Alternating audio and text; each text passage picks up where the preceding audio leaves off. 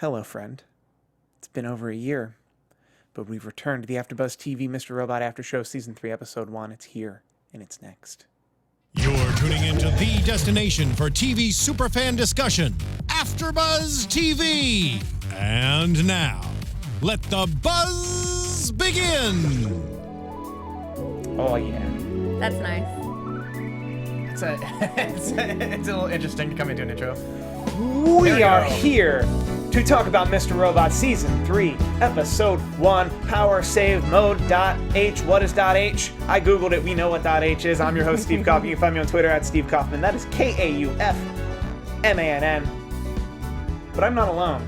Hey. We've got the two newest members of this panel with us. JC Rubio will be with us next week. He is an OG alongside myself. He will be back. Starting to my immediate left. Hi, my name's Lesley. You can catch me online at Lesley the Face, Instagram, Twitter. And to her left. Is this really happening? Hey guys, Yes, it is, sir. Rick Hong. You can find me on all social media at Rick Hong, and we're getting ready to rock and roll. I was curious if you were going to keep the hood on the entire time. No. I was like, That would have been a good vibe. It's nice in here, but not It that doesn't nice. work as well with the headphones. It makes Not even a I little. can see myself, dude. It's already like Puffy Princess Leia. So, it's been over a year since season. It's been too long. Since the end of season 2. Tyrell shot Elliot in the stomach. We didn't know what was happening, what was going on, what was real, what wasn't real. The perspective shifts. Is it all a dream? Is it all whatever? How are we feeling after episode 1 airs? I mean, last season ended kind of insane. Yeah. And then it's like we got a breather along with Elliot while he was, I guess, knocked out for a couple of days, and now we're back into the insanity again. And it's trippy as usual, and I loved it. Yeah, I mean, it's I like the new dynamic twist, which we're gonna get into for this episode. But I mean, I literally had to go back and watch. Same. Because I'm like, it's because like you said, it's been a year, and this show is so cerebral. You can't just be like, oh, okay, and then check in and start watching it. You need to kind of get some context of what happened and what was going on. And so, Yeah. Great directed first episode for sure. I mean, not even just story writing wise, but direction. Oh, yeah. So Also, cinematic. It's amazing. Also, Yeah. speaking as a professional editor, shout out to the previously by, because you're the real MVP this episode. That was like a good Necessary, 2 minutes. so That was a good necessary. necessary 2 minutes. Just previously, here's all the stuff you absolutely need to remember. Yeah, but I agree. The episode, as usual, visually striking. Just like every scene, I was just like paying attention to the story, but at the same time, just like my eyes were just like enjoying the beauty. And it's just so Of the cinematography. stylized and like it's just the composing and the soundtrack and the music Yeah. and the everything about this show. We don't need to tell you the show's great. You're here because you know the show's Yeah, great. like this show would look like crap on those old like 80s box TVs. So it'd be a waste to do this show on one of those. That would be kind of funny to see this in like 2x3, just like 4x3. Yeah, the 4x3 exactly. pillar boxed Yeah. on a TV. It would look awful. In mono sound. Quick shout out off the top, my boy Rami Malek. Ooh. Amazing as always. He doesn't miss a beat, and he's my favorite part of the show. Just as much as everything else is so amazing, he's still like, and he was amazing. But because he's Did I say essentially amazing enough? Oh, you covered the amazing, and to jump into pretty much where they left off. Yeah. Angela is playing both sides of this coin essentially. Yeah. Because Mr. Robot exists. He's Elliot, and a lot of people know it, and they just don't care. They've just decided. But do they know? Angela knows. Angela knows, She but knows, the other people. which I was like, wow. And that's what I was like telling you, like that's what I like about the direction of this is to sing. I mean, I'm getting a little hesitant. I apologize, but just that part that someone else besides him Yes. feels out is great. Well, actually, let's just get into it. Do we think Darlene knows? Or can know who she's dealing with? Or does Darlene care? I think Darlene's aware of Mr. Robot. I don't think she can tell at all. Ooh. And I don't think Tyrell can tell. He can't. No, he's And the new appearance of Bobby Cannavale, his character, Cannavale, yeah. Cannavale, Irving. Irving, sure as heck. I don't think he cares. I know, but so yeah, I feel like right now it just seems like it's just Angela who can kind of decipher and use that to her advantage. I think Tyrell knows there's mental instability Yeah. sure among Elliot. Sure. Because I guess a lot of people know him as Mr. Robot or Elliot, and I guess very few people actually know that there's a duality. But I feel like Tyrell probably just thinks, oh, every now and then he just acts this way, and sometimes he acts this way. Mood swings. I don't think Or he like like he's off his meds a little I bit. don't think he maybe. realizes that it's like a completely different person that he doesn't even remember. But I think it's an overarching theme that's definitely existed throughout the whole series, that there are people who are so results driven, so results based, so their own agenda. The fact that Elliot Alderson, the person, regardless of everything, is very much troubled in some way. And anyone who interacts with him, whether it be Tyrell or even like White Rose for like the 2 times the interaction happened, or like anyone who really interacts with him, Irving probably knows within 2 meetings that there's something off with this guy. He seems to be 2 different people. Yeah. And it just goes to show sometimes people don't care about their humanity or their morals more than they care about what they actually want to do. Yeah, it's more about the agenda of what they want to get as opposed to, I don't care about you, Steve. I care about this show. Wow. And in the Well played.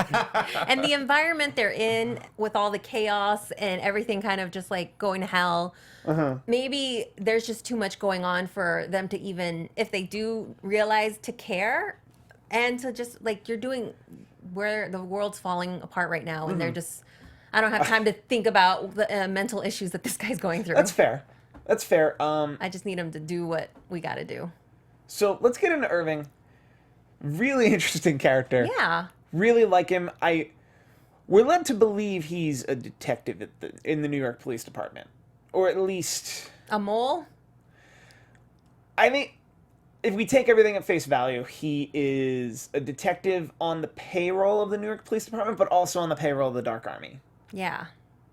By the way, or E Corp through Tyrell, or the F Society through Tyrell's arm of kind of E Corp.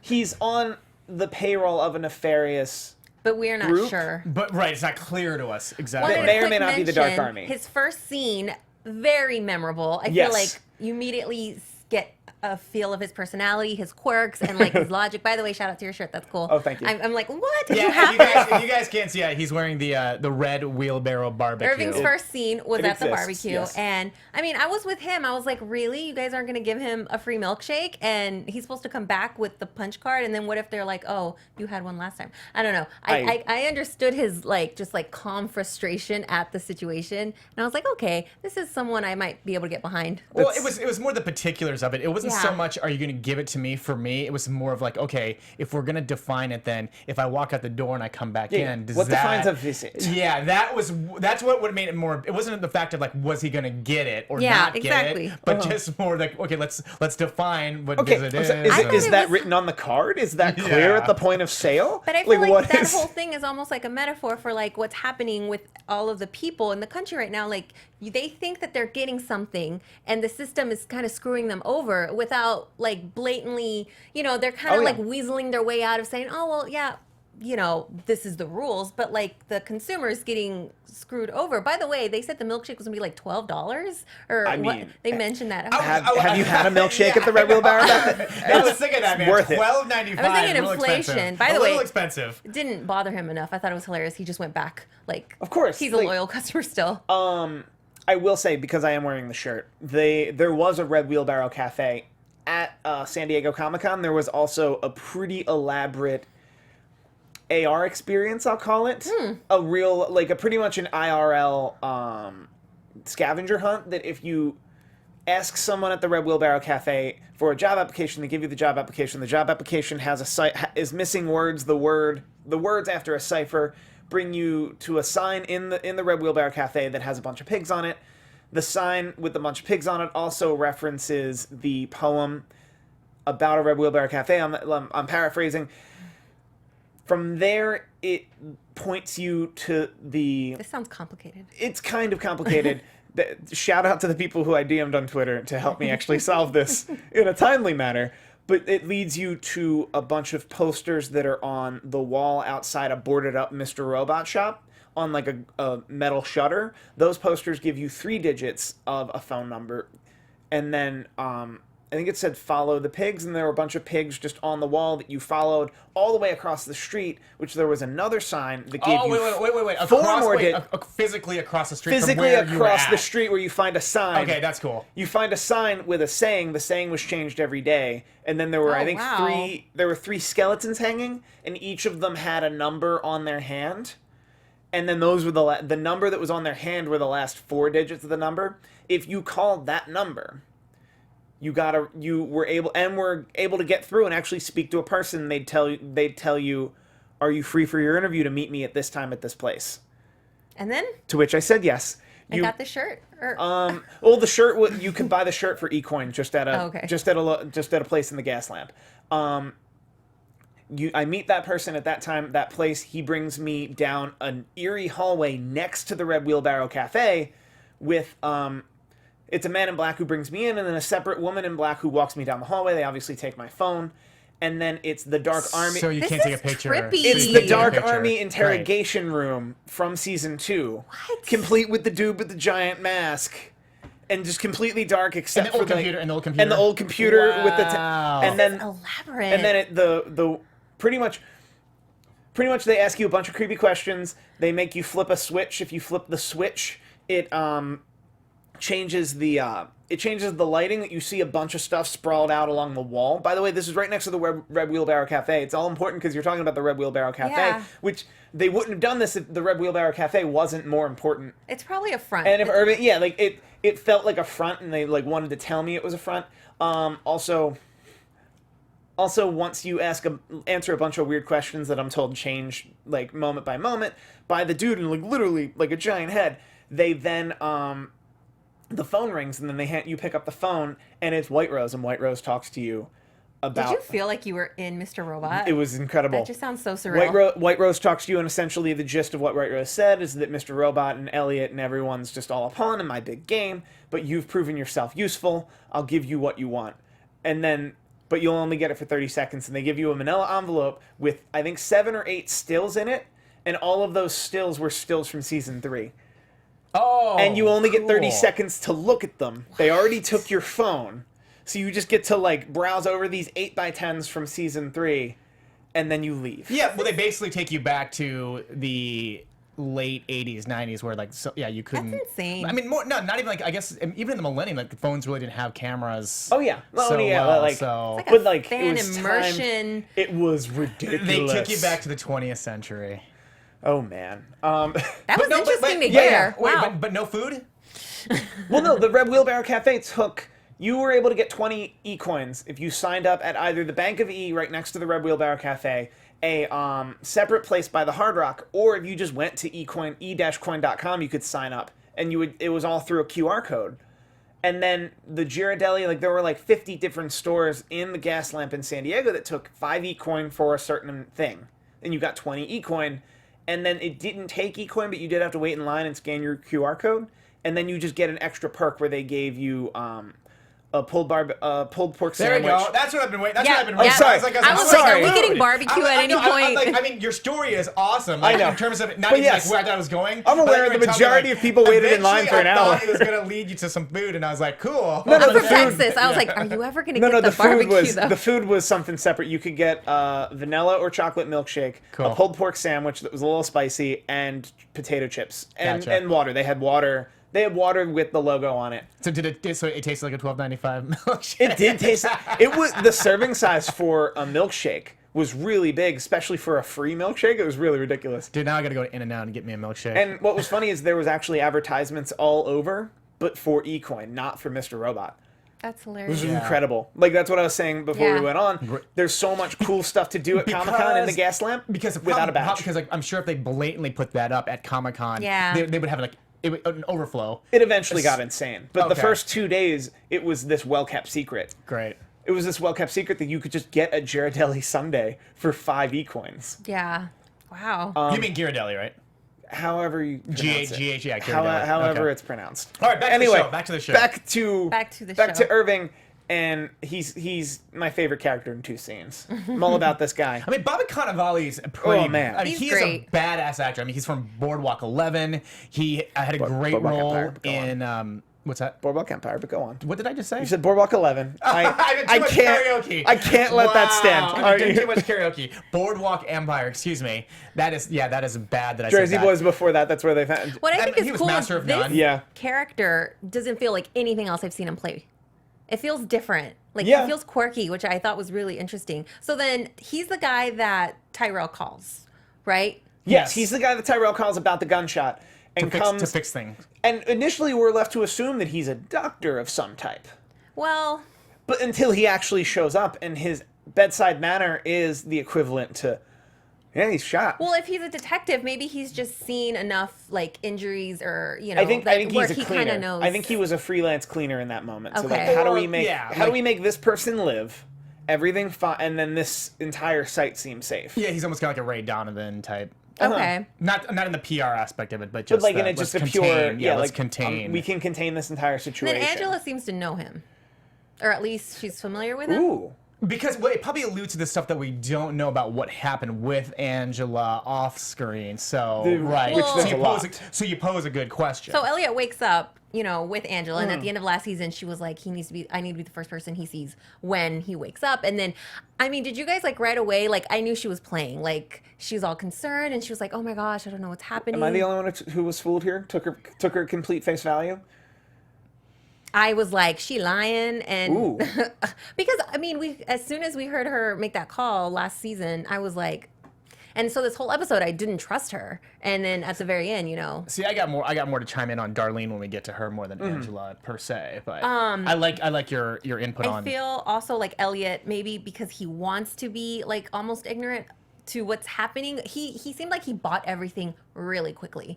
And That's I was fair. like, I need you to be more skeptical, Elliot. Like, there's things happening. Well, I also think, and I will get to the scene that I'm sure went viral today, which is him like being super meta about, Yeah. which was funny because the Mr. Robot mask and the commoditization of F society is already kind of meta because that's what happened to V for Vendetta.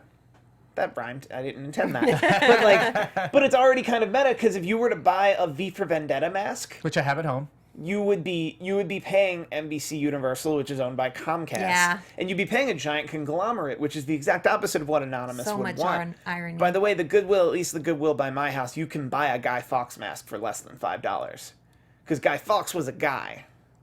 Interesting. Guy Fawkes was Okay. Guy Fawkes is a historical figure. If you make a mask about a Guy Fawkes, it'll look very similar to V for Vendetta, but if they're two complete, one is white, right. One is white, and one is like a cream white with red cheeks. Yeah, like puffier cheeks. Also, one is $25 and one is $4.50. So in the chat, hello friend, like the name, Well played. says, I think that Angela does care about Elliot, but at the same time, she has White Rose's endgame in mind. Ooh. I agree with that. I also feel like she's being used by White Rose, and she herself doesn't even realize that, like, what White Rose is doing to her is what she's doing to Elliot, which is like kind of playing on her Yeah. emotions a little bit, but And it's a essentially human, using her. and it's also a human thing to allow ends to justify the means, Yeah. regardless. Like whether we admit it or not, that's something ingrained in our humanity. At some point or another, you're going to take advantage of another human.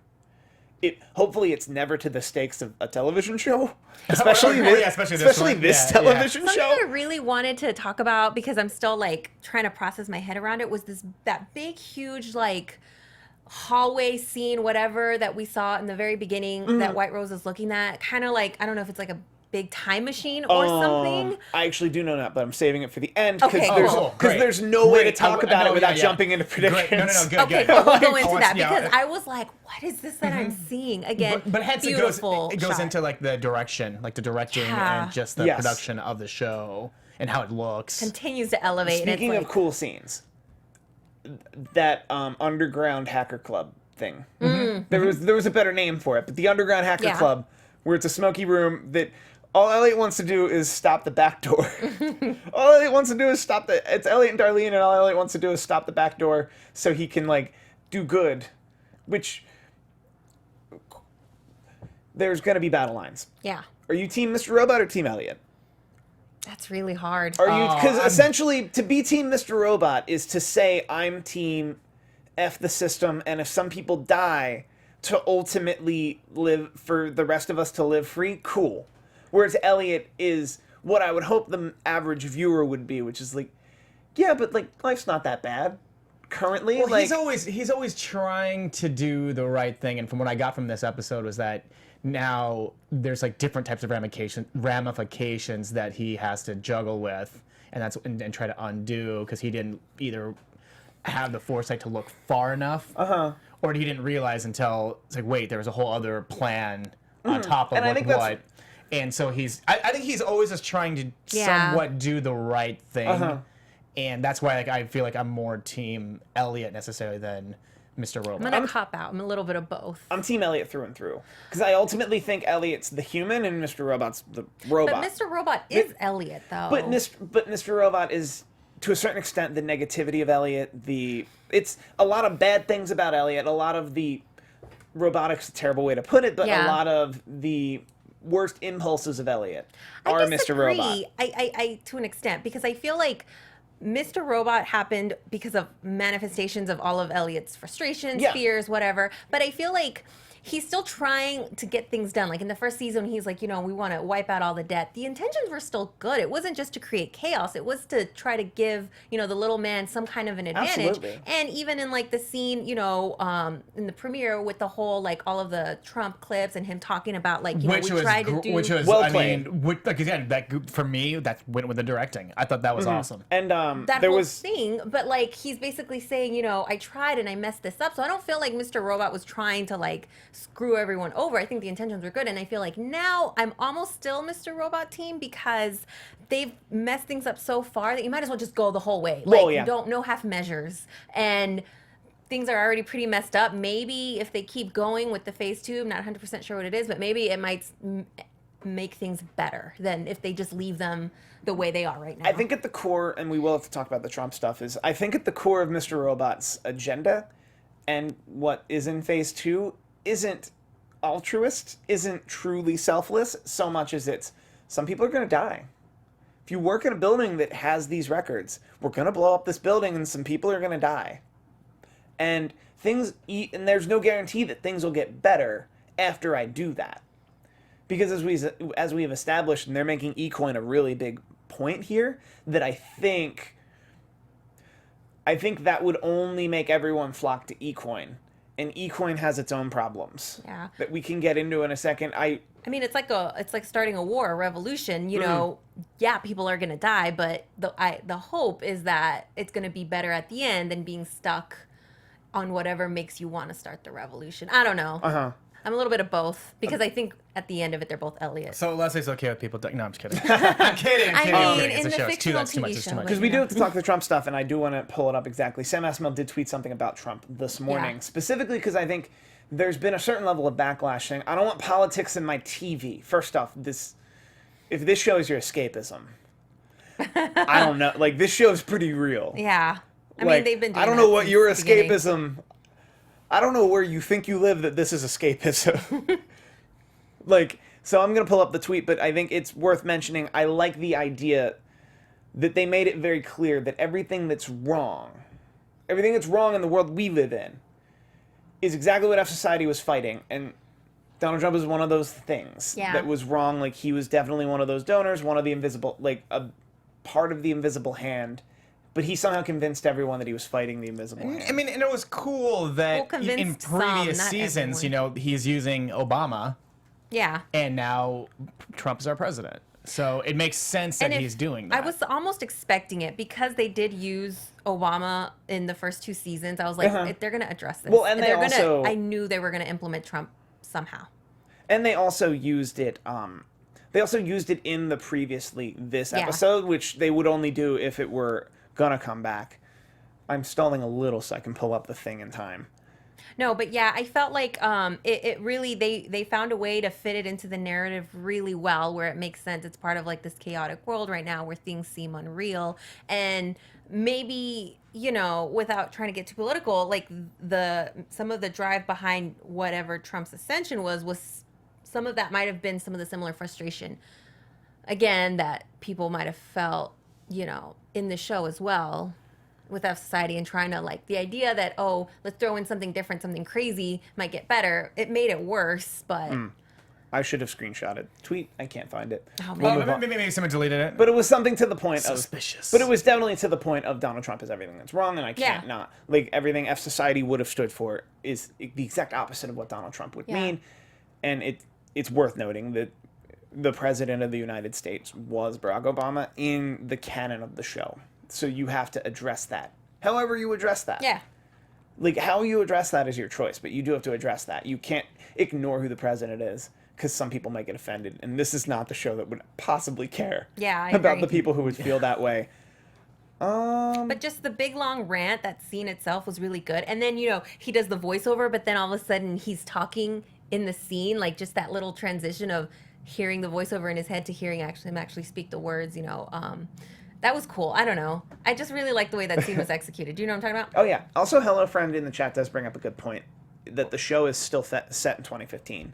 Is it? Because it's not in real time. It hasn't been a year.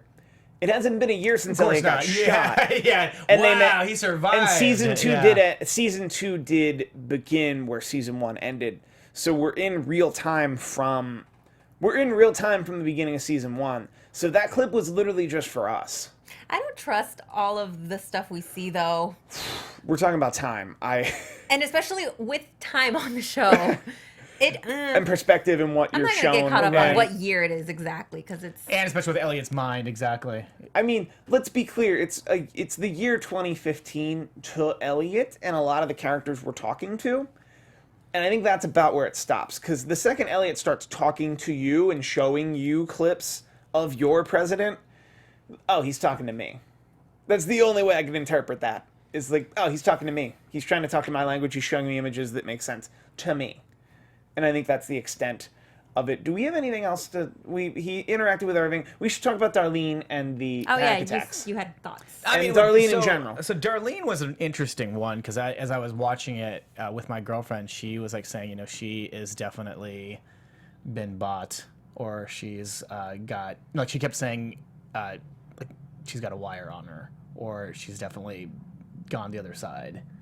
I wouldn't think she has a wire. I don't think she would sell but Elliot you know what I'm out. saying? But yeah, we can't fully trust her. Her and Elliot both withheld things from each other this episode.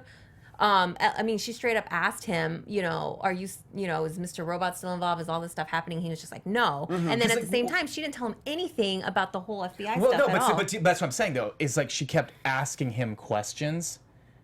And Her questions were super leading. right? Yeah, And she so probably wants to get information. But information, but like that's what I'm saying. That's why I was talking about the wire thing. Is that the way that she was leading those questions was to get answers, so that, I mean, I'm not saying that she was wearing a wire, but that's what I'm just saying. It's like they were, like as you said, leading to get answers, but like not. It didn't necessarily seem like the answers that she wants were necessarily for herself, but for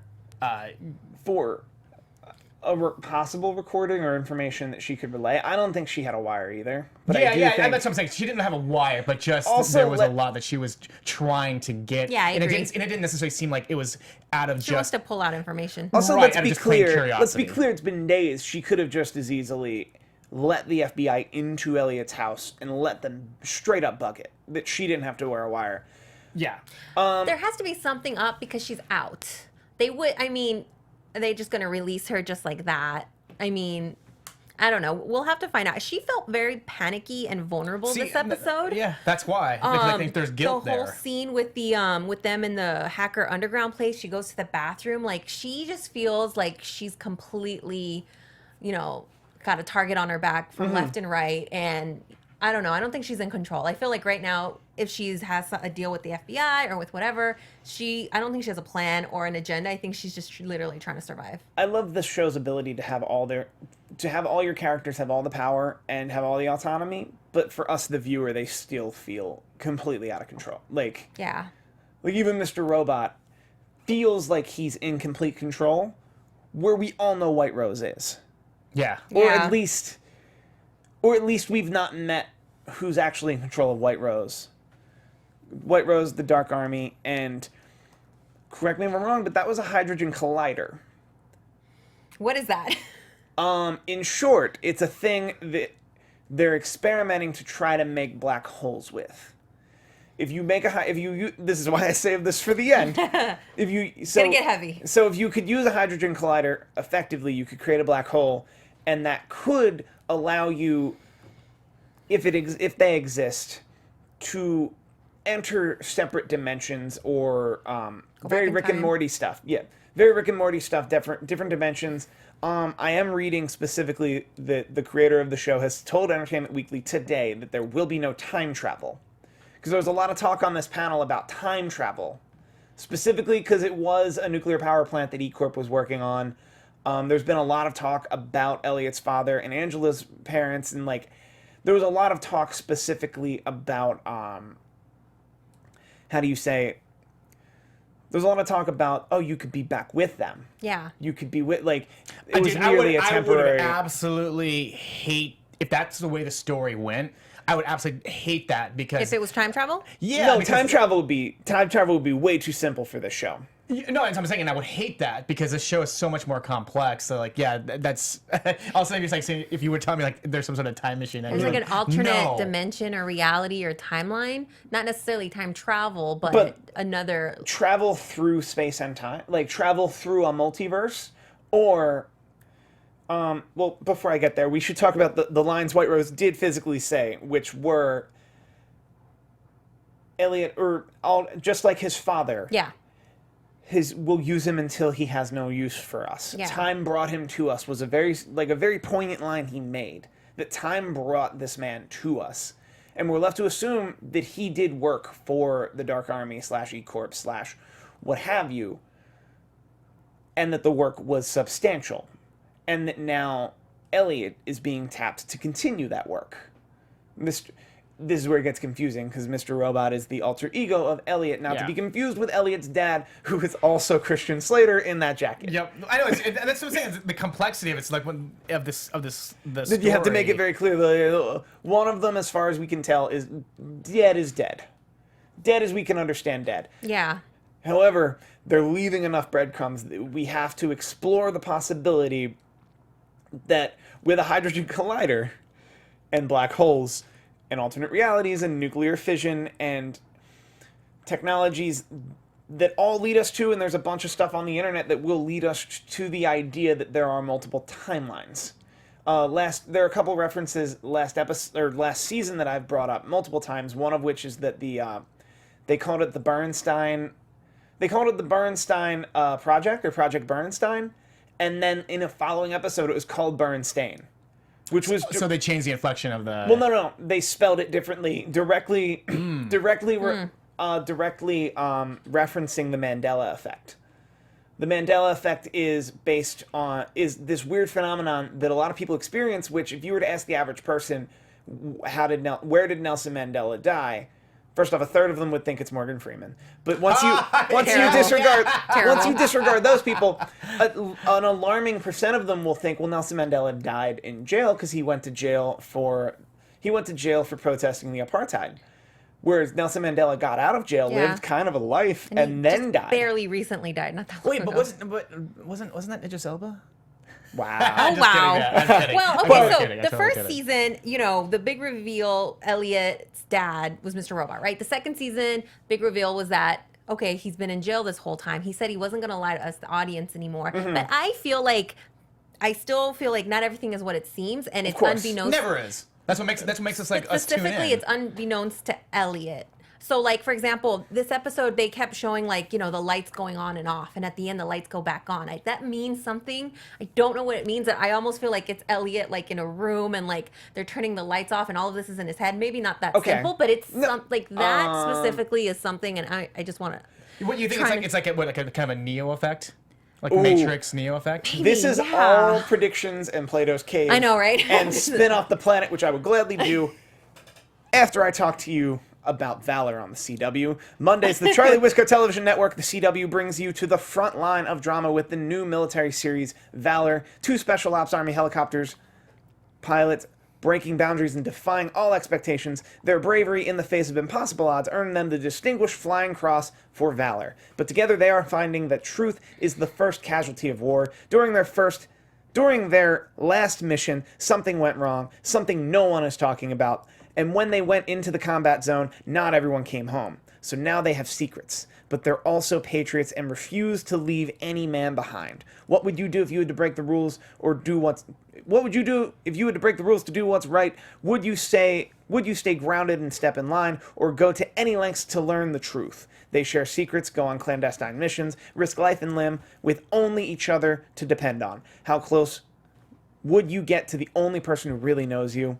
It's the explosive new drama that pushes the boundaries between military discipline and human nature. The new series, that's right, On Target Valor. New episodes Monday at 9/8 Central. After all new episodes of Supergirl, only on the Charlie Whiskey Network, the CW. It's actually kind of cool because I've been seeing promos for that. It's like a really badass I'm lead, really excited and for they're this following show. it with Supergirl. It's like, you know, It's gonna have a ridiculous lead in with badass women Supergirl. night. That's cool. great. And I've mentioned this before. CW has really branched out and done some good work. I mean, yeah, because you've got Supergirl, who Superman and Supergirl are. God, I mean, I'm sorry if you live in another country, but you don't get any more American than Superman and Supergirl. America. Therefore, you're talking about valor. I mean, I just feel like the branding like stays consistent. Yeah, I agree. All right. Are we ready for what I like to call Steve spins off the planet? I'm ready. You guys call it predictions in this universe? Oh, snap. And now, What? your AfterBuzz TV. Wait, is this really happening? Okay. Did you hear that too? Oh, you guys. So, before we get into, like, me spinning off the planet, I'm going to ask a more simple questions. Do we think Irving works for the Dark Army, E-Corp, or just F Society? I think he works just for F Society. Just for F Society through Tyrell. That's a fair... He feels really comfortable in his pawnness, but I think that's about it. And then also, I feel like Angela's really involved. Like, I think she's in deeper than we think. And she still, I think, has ties to E-Corp. So if there's any E-Corp ties, I feel like it's through her and White Rose and that. But And she's really still very, very. I mean, as well as she should be, but she's still really bitter. The fact that they brought that whole thing again, of like her going on a monologue about the death of her mother, and I was like, man, that stuff we already covered. Yeah. But she's still harping on it. So Well, it seems by the like... way, that was a long monologue, and she did a great job. Portia Doubleday. Also, Amazing. she's wonderful. I also found it very interesting that Elliot, minus becoming Mr. Robot, became a very healthy human. too fast. Well, became a very healthy human in that moment of like, no, Angela, you're my everything. I'm into this. I'm into you. I'm into the Mr. moment Robot. Yeah, like he Mr. tried to Robot's kiss her? done, and then pretty much. I think he's correct in saying like Angela's power saver mode is to just like, nope, I love this person, so nope, never. And I think that's very, very fascinating. And then he turned out to be an unhealthy, mentally unhealthy human by waking up and being Mr. Robot. About that, I also feel like she right now is all in this mission or stage 2. And I don't know, maybe she just calculated that this isn't a good track for her if Elliot's happy. And what happened as soon as she kind of like, you know, disappointed him, he turned right back into Mr. Robot, which is kind of who she was waiting to come out for. Ooh. So the move could have even just been calculated. Ooh, so you think it's even deeper. You think she knows how to turn him into Mr. Robot. I feel like she probably knew that, like, oh, you know, Elliot trying to be normal and happy, that's not where I want his headspace to be right now. I don't, and same thing. It's like with the time travel thing. Sorry, Steve. Oh, you're fine. I would hate if they got together. At least right now, it doesn't make any sense with everything that's going on. That's like some cheesy movie. Whereas the writing on the show is so good that for them just to all of a sudden kind of conveniently start like being boyfriend girlfriend But or something. you know what? It wouldn't work for me. You know what crossed my mind though?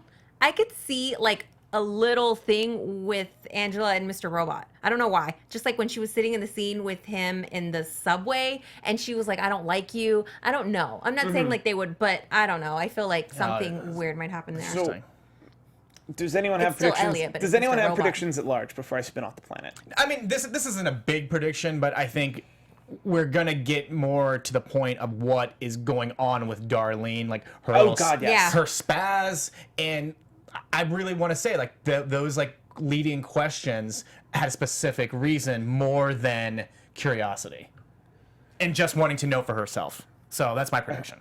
So this prediction my prediction is based on username UnityX88 on Reddit, where he feels this is all a simulation. Now hear him out. Okay.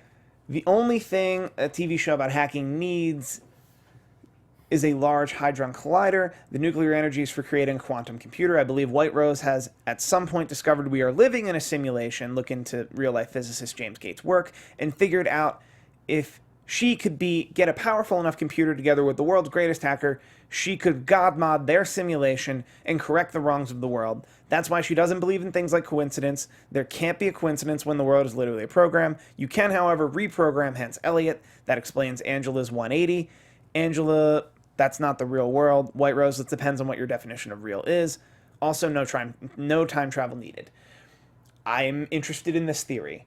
The idea that makes sense, that either he's developing a supercomputer and he needs hackers like Elliot to program the supercomputer to essentially put a bunch of people in a simulation, and a bunch of people in a simulation creates enough bandwidth that allows you the computing power to manipulate something like eCoin, or straight up we're already in that simulation and he's trying to hack that simulation and hack life. So you're saying we're a little bit like in the Matrix.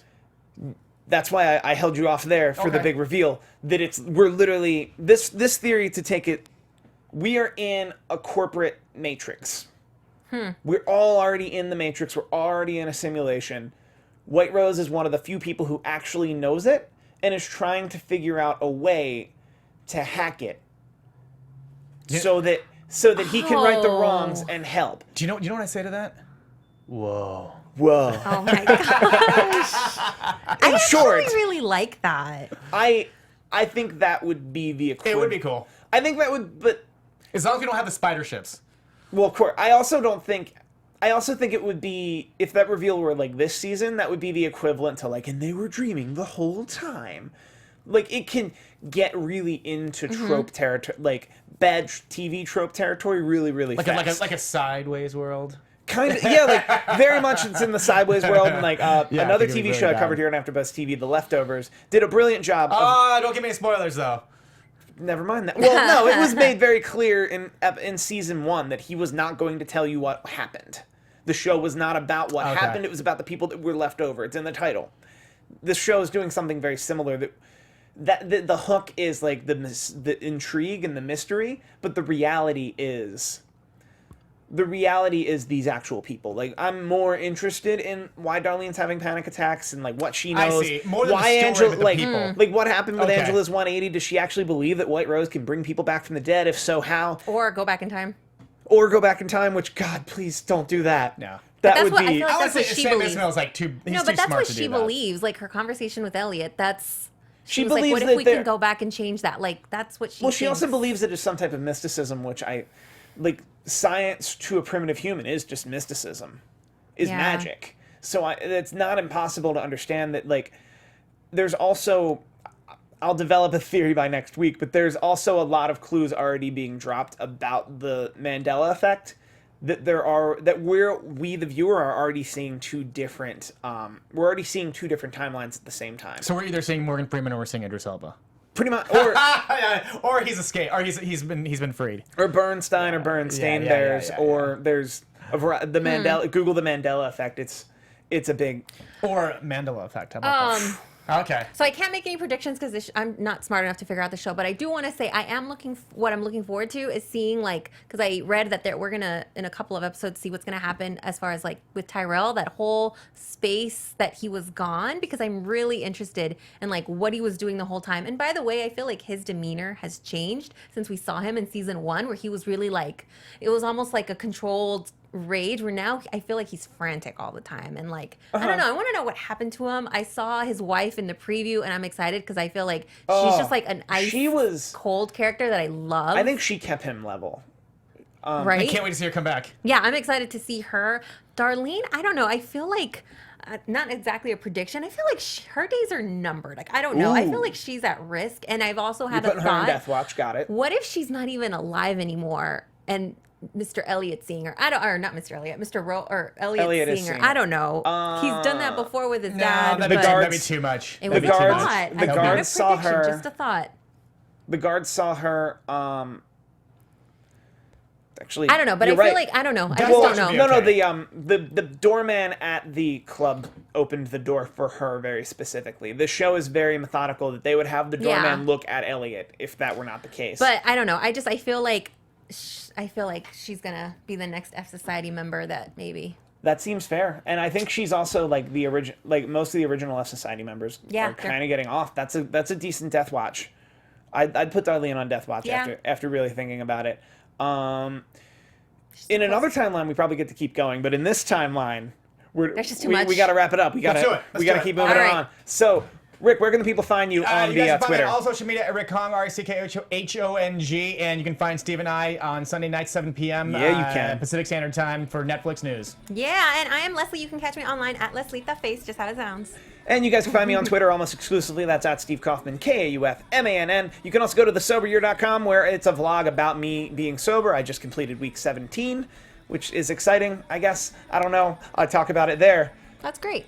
Hey, and the Cubs won. So Yeah. when you guys are watching this, the Cubs won. They're playing the Dodgers on Saturday. Go Cubs, go. See you guys next week. Speaking of the Mandela effect. Good night. Bye bye.